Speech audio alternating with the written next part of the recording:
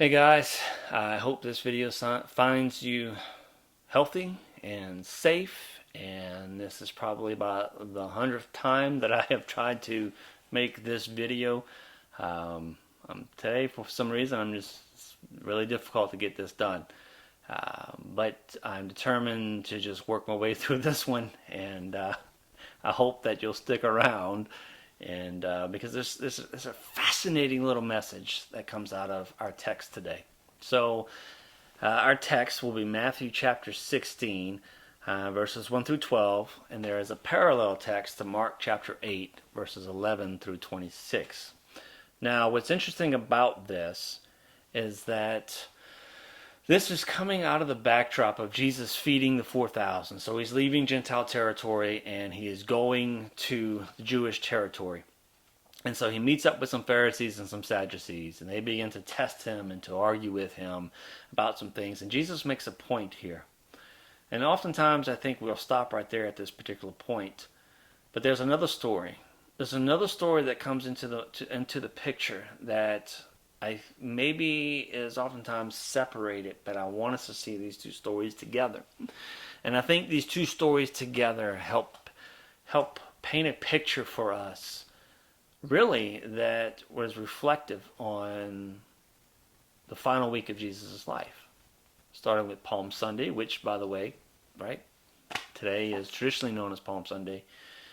Starts with people who have eyes to see and they grasp something that leads them to believing or hailing Jesus at the very least as being King and Lord.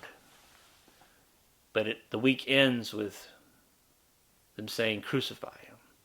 They grasped something, but their vision was blurry at best. And I think there's something in this text that pulls this out for us. And so let's jump right into this.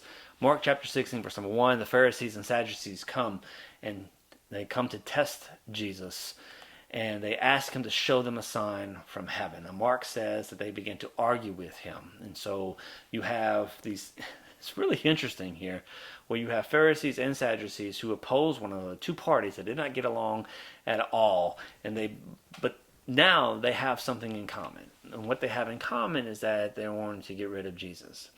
And so they ask for a sign, and Jesus, Mark says, before he answered them, he sighs deeply. And he answered them. When it's evening, you say that it will be fair weather, for the sky is red. And in the morning, you say it will be stormy today, for the sky is red and threatening. You know how to interpret the appearance of the sky, but you cannot interpret the signs of the times. So a few things here that I find interesting to point out. First of all, the idea of looking at the sky and seeing that it's red at one point of the day or the other, and being able to interpret that based on what you see as far as whether it's going to be a good day or a bad day weather-wise. That sounds very familiar, and it should if you've heard of red sky at night, sailors delight, or red sky in the morning, sailors take warning. There's an alternate version of that, which instead of sailors is as shepherds. And that's basically what this is talking about. Our ability to look at the sky either in the morning or in the evening and to predict maybe what the weather's going to be like, what's coming our way. Now, this was extremely important for them to be able to do, okay? Understanding that, first of all, this is where geography and a little understanding of science or the weather comes into play. Now, the Sea of Galilee. It's important to note the fact that the Sea of Galilee is actually the cone of an extinct volcano. And the area surrounding the sea is covered in volcanic rock, which is why places like Capernaum that might have had this thriving fishing industry, the second main industry was actually the production of these large grinding stones or millstones, okay? Now, so it's important to note where they are. Elevation is key here when it comes to weather patterns and so forth and so on. And in being able to interpret what the sky was doing, okay, was exceptionally helpful for all these people who lived around the Sea of Galilee. For the sailors, for those who lived on the shore, it allows you to to, to prepare yourself, to take measures to protect yourself, to protect your family. And because the Sea of Galilee, and still today, is known for having storms that just pop up, and they're violent, very violent storms at times. And so being able to read the sky was extremely important for those who lived in this particular area. Now, for the weather systems, specifically that go from west to east, those were that's where these ideas of looking at the sky and seeing the colors would really come into play here and be very helpful. So essentially what would happen is if they looked up at the sky at night and they saw the sun setting in the west, that sun was essentially shining a light on weather that was coming your way. And if what you saw were red and orange colors, what it basically it indicated to you was that there were no clouds in the sky. And so therefore the weather's probably going to be pretty good the next day, probably going to be clear skies. However, if you looked at the sky in the morning, right before the sun rose above the clouds, and if you saw red and orange lights or colors, what that indicated was that the atmosphere was filled with moisture, and what moisture does is absorb that light and it filters it out, and what you actually see, okay, the wavelengths you see are red, and so that's why you see the reds and the oranges. And what that typically indicated, if there's a lot of moisture in the air, there's a good chance that the weather might turn south eventually, okay, during that day. And so it was important for them to be able to look at the sky and look at the signs and interpret those and grasp the situation and understand what was going on. And Jesus says, you have the ability to do that, right? And what he's saying to them is quite simple here. You have the ability to look and see and understand what's going on around you. You see the signs in the skies, and you can interpret them, you can understand them, what they mean, the message that they're giving you, right? You're getting a grasp of what's happening here. Yet when it comes to Jesus, right, and all the things that he was doing, all the signs that from heaven that were pointing to who he was and where his power came from. Go back to John 6, Jesus mentions this. All these things that indicate who I am. They see all those things, and their response to that is, give us a sign. That would be like as if they looked at the sky at night and saw it red, or in the morning and saw it red, and said, man, I wish the sky would indicate to us what today or tomorrow is going to be like. Like, they could do it for the sky, but yet they couldn't do it for the things that they were seeing literally right in front of their faces. Okay? Jesus says, you can interpret, you can understand, you can grasp this, but yet when it comes to me, what is it? What is it? And so then he says, Matthew 16:4, an evil and adulterous generation seeks for a sign. But no sign will be given it, except the sign of Jonah. And that's all he says.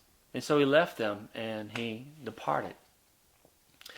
Now the sign of Jonah was ultimately points to the resurrection. But what's going to be interesting even about that is that after the resurrection, you still have those who are part of the Pharisees and the Sadducees who still refuse to see. But what's interesting about this is after this encounter with the Pharisees and the Sadducees, and again, Jesus doesn't give in to the demands, right? He doesn't go there. He says, listen, you have plenty of signs around you. And if you're not going to see those, you're not going to see anything that I do for you. If I do a sign for you now, who knows how you're going to interpret that, right? But when the disciples reach the other side, so they get into the boat after this situation takes place. They get to the other side, and the disciples realize that they had forgotten to bring any bread. Mark mentions the fact that they have one loaf with them. Now remember, this is coming out of the fact that they had just fed 4,000 people, and they have these giant baskets filled with bread left over. And when they reach the other side, okay, Jesus says, watch and beware of the leaven of the Pharisees and the Sadducees. And Mark actually includes the leaven of Herod in this statement. And what I think is going on here is that Jesus is warning his disciples, right, of the corrupting influence of power. Because you think of all these people who are mentioned, these are all people who have power, quote unquote, okay? And something is keeping them from being able to see. Though they have eyes to see, they do not see. Though they have ears to hear, they do not hear. Something has influenced them so in such a way where they are not able to grasp the situation and what's unfolding in front of them, okay? But they're not the only ones. They're not the only ones. Look at verse 7. When Jesus says this, his disciples begin to discuss among themselves, saying, "We brought no bread." Now, let's think about this. Jesus says, "Beware of the leaven of the Sadducees, of the Pharisees, of Herod. Beware of the leaven or the influence of those who are corrupted." Right? Beware of the influence of power. And when he says that, they begin to discuss among themselves that they have bought no bread. They made a connection between leaven and bread. Now, the reality was that they had forgotten to take bread with them, right?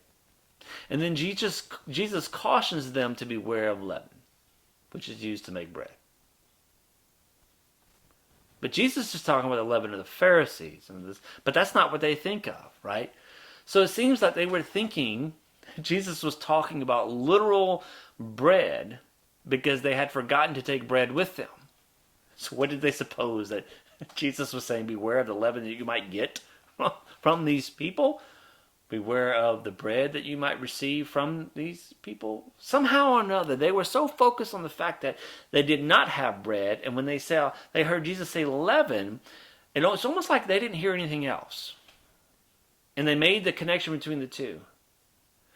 He who has ears to hear, let him hear. You having ears to hear, but yet you do not hear. But they did pick up on something. But then they made the wrong connection. They seemed to be preoccupied with the fact that they didn't bring bread with them. And that's even further interesting because they just came out of a scenario where Jesus fed 4,000 people with very little bread. And that wasn't the first time either. What's going on here?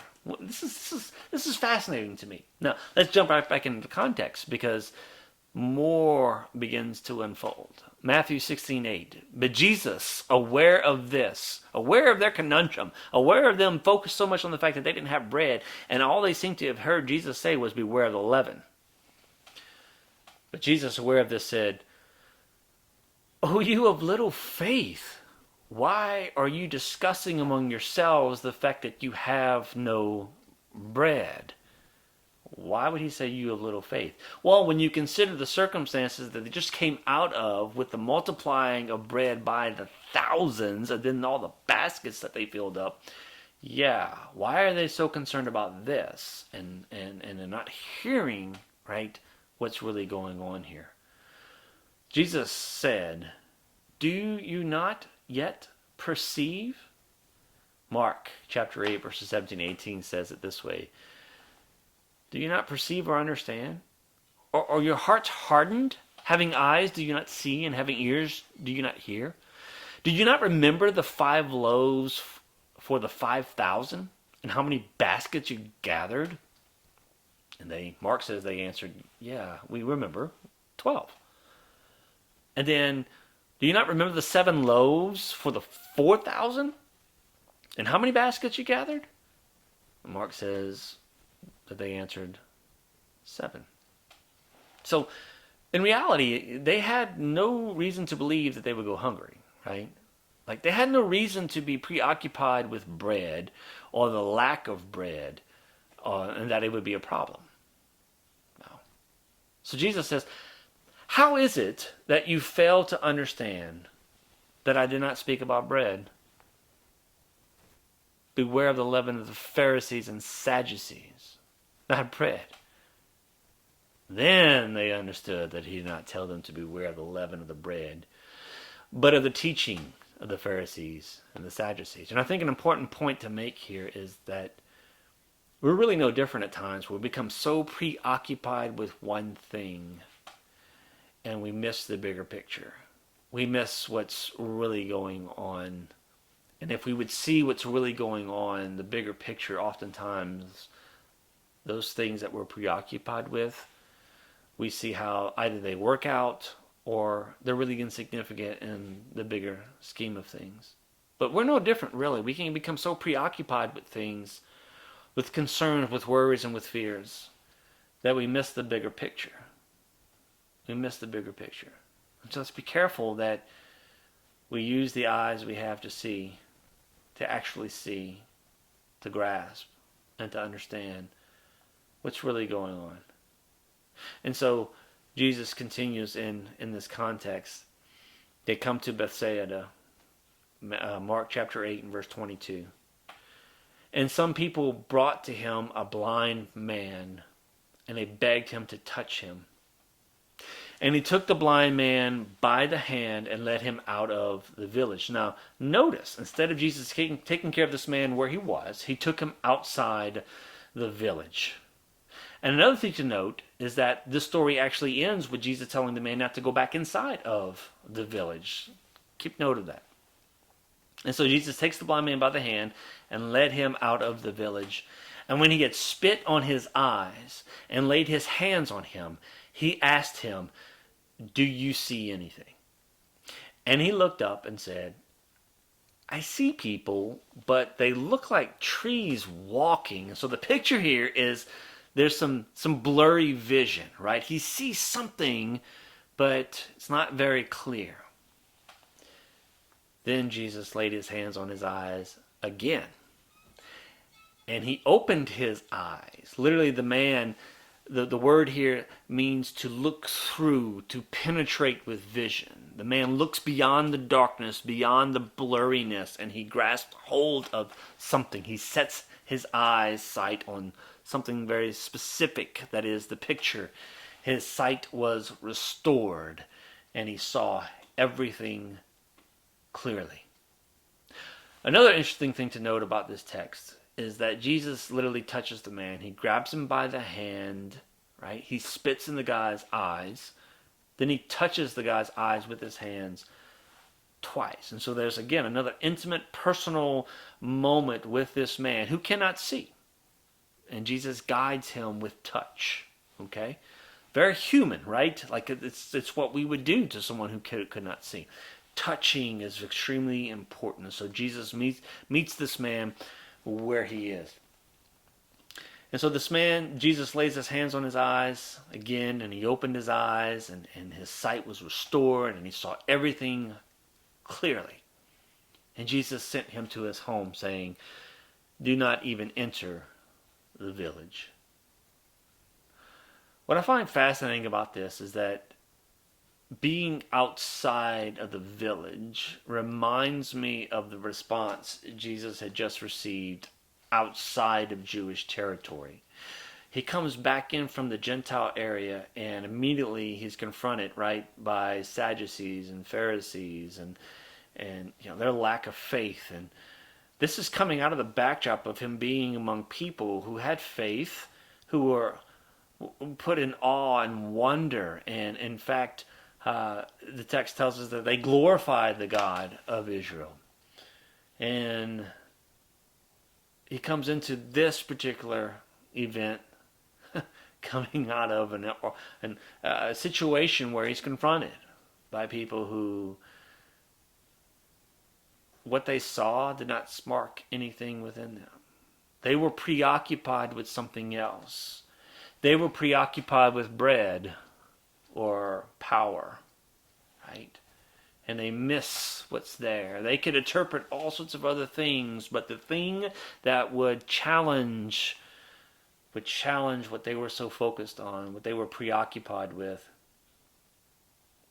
it's felt like something they had to confront, something they had to deal with, and it kept them from actually grasping what was unfolding in front of them. Just like the disciples who only heard leaven and did not realize Jesus was talking about the Pharisees and Sadducees. And so Jesus comes into this situation. People bring him this man and say, "Can you heal him? Touch him." Jesus takes him out of the village. And the man can now see. And soon something else was going to happen that would cause many to do the same. The sign of Jonah. The resurrection. See, this man represents so many things for us in this text. This man, in his blind state, is symbolic of the Pharisees and the Sadducees. Right? People who are preoccupied with something that, well, in many cases, avoids the bigger picture. It's insignificant of what's really going on and what's really important. Maybe misplaced priorities. But then Jesus spits in the man's eye and he puts his hand on the man's eye. And the man, he could see, but it's blurry. He has this blurry vision. And I believe this blurry vision is symbolic of the state of Jesus' disciples, who they have some sight, but things are still blurry for them. That's pretty obvious. Things are still blurry for them. And then Jesus puts his hands on the man's eyes again, and now he can see clearly.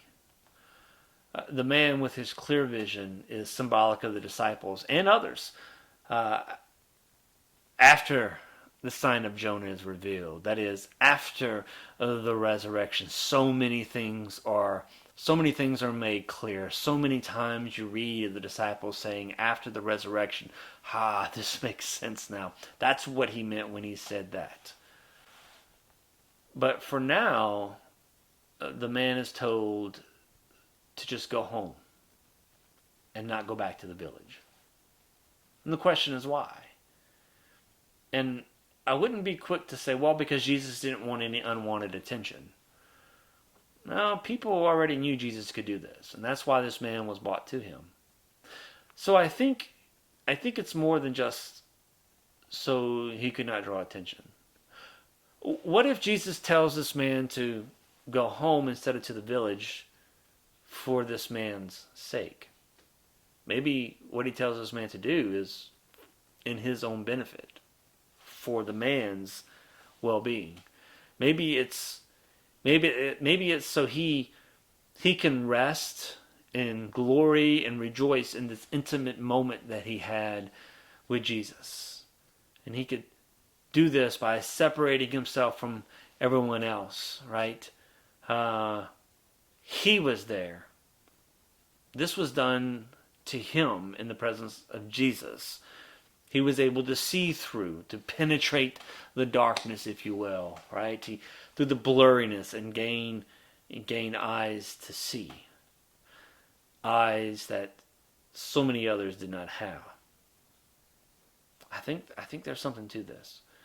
And maybe him going home to simply rejoice in this experience and delight in what had happened to him and what he now sees was just another sign of the times.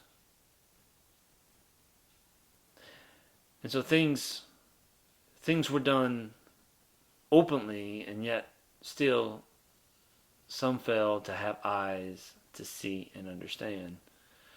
And so intimately and privately in this moment, something was done, this man experienced, and now he can see. Today is Palm Sunday, right?